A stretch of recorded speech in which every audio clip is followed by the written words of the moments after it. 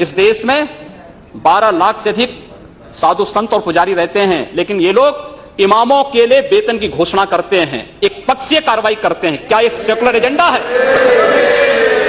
दिल्ली की सरकार ने किया, पश्चिमी बंगाल की सरकार ने किया, महाराष्ट्र की सरकार ने किया। क्या यही सेकुलर एजेंडा है? सांप्रदायिक आधार पर ये लोग बांटते हैं समाज को। उसी प्रकार से उससे भी खतरनाक स्थिति, आतंकवादियों पर दायर मुकदमे वापस लिए जाते हैं और उसके बाद भी ये कहते हैं कि सांप्रदायिक हिंसा बनी रहे। महोदय, चर्चा का विषय होना चाहिए कि आखिर सांप्रदायिक कौन है? कौन है सांप्रदायिक? महोदय, जो हम लोगों ने जाना है, जो हम लोगों ने समझा है, इस सांप्रदायिक वह होता है जो कहता है कि मेरा इष्ट या मेरा देव या मेरा पैगंबर ही सर्वश्रेष्ठ है। उसके मानने वालों को तो जीवित रहने का अधिकार है, शेष को नहीं। मुझे लगता है वह सांप्रदायिक है। हिंदू जीवन दर्शन कभी इस बात की इजाजत नहीं देता। जियो और जीने दो पर विश्वास हमारा दर्शन करता है। और दुनिया की कौन सा मजहब और कौन सा ऐसी कौम है जिसको विपरीत परिस्थितियों में हिंदू दर्शन ने अपने यहां शरण न दी हो, उसको फलने फूलने का अवसर न दिया हो? कौन सा ऐसा है दुनिया के अंदर?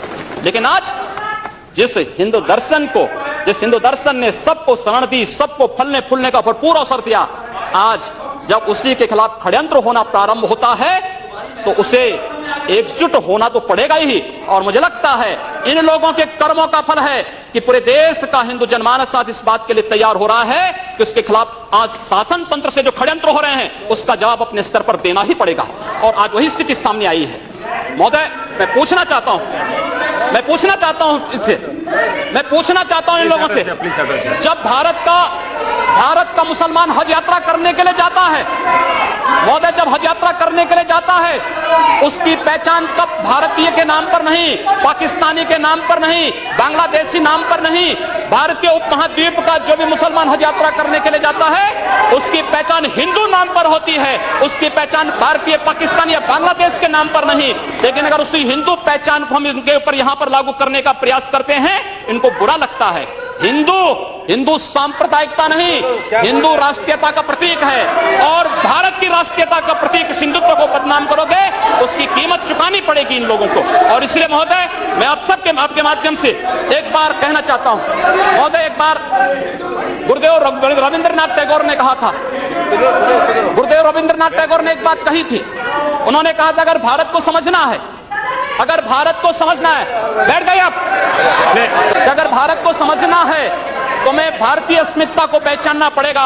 और भारतीय अस्मिता को पहचानना है तो स्वामी विवेकानंद के बारे में आप जान लीजिए।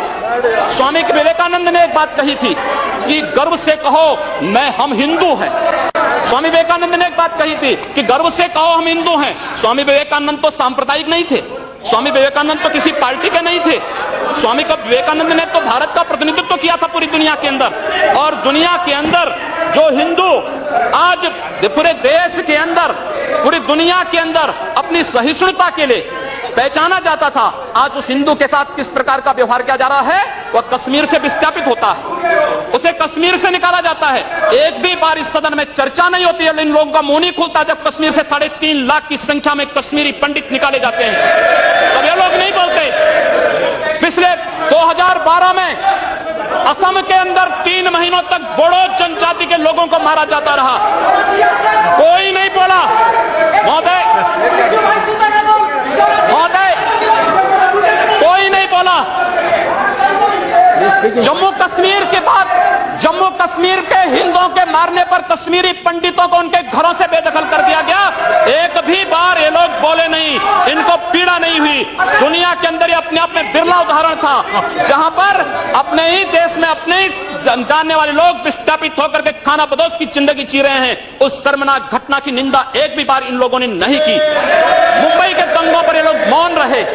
जमशेदपुर और भागलपुर के दंगे कांग्रेस के समय हुए थे, एक भी बार इन लोगों ने उस पर चिंता व्यक्त नहीं की। और तो और 1984 में इस देश के अंदर जिन जिन सिख गुरुओं का योगदान इस देश को बचाने और इस देश की धर्म और संस्कृति, इस देश के समाज को बचाने में बहुत महत्वपूर्ण थी, उन सिखों के कत्लेआम पर भी इनको शर्म महसूस नहीं होती है। और आज ये लोग इस देश के अंदर बात करते हैं सांप्रदायिक सौहार्द की, इनका पूरा